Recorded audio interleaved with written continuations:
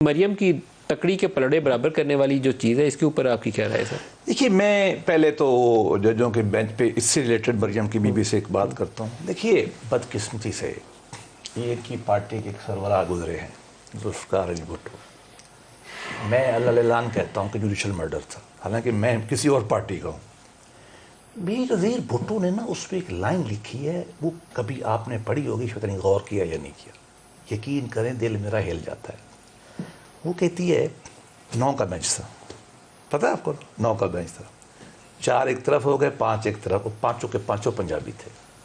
بے نظیر بھٹو نے لکھا کہ دی 5 پنجابی ججز ہینگڈ مائی سندھی فادر.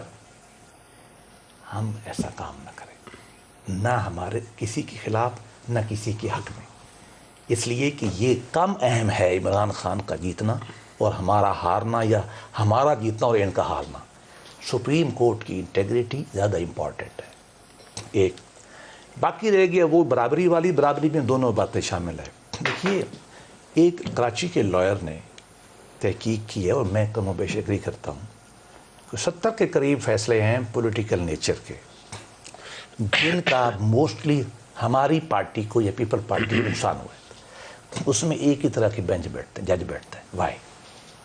یا آپ نے اعتراض اس کے اوپر تحریری طور پر داخل کریں؟ اگر یار، میں میاں نواز شریف کو ڈے 1 سے کہتا تھا، میں آج بتا رہا ہوں، میاں صاحب میری بات نہیں مانتے تھے، میں آج بھی کہتا ہوں. پانامہ میں جب ہم جاتے، میاں صاحب نہیں سنتے تو کہتے کرن دے، ان کے الفاظ تھے، لیکن کرنا چاہیے. دوسری بات، جو کچھ نواز شریف کے ساتھ ہوا ہے، آئین میں جو 63 ہے، جو ڈسکوالیفیکیشن بتاتا ہے، وہ بتاتا ہے یہ کام کریں گے 2 سال، یہ کریں گے تو 3 سال. اور 175 175 کہتا ہے کہ جج قانون کے مطابق رہیں گے. اس کی تو وہاں ٹائم ہی کوئی نہیں لکھا ہوا تھا، آپ نے خود بنایا، نکال دیا، اور پھر پارٹی سے نکال دیا، تمام لائف نکال دیا، اور کہا جو فیصلے کر چکا ہے وہ بھی نل اینڈ وائڈ، وہ کبھی نہیں ہوتے. جج جب نکالے جاتے ہیں تو فیصلے پروٹیکٹ کیے جاتے ہیں، ڈاکٹرن آف پاسٹ کلوز.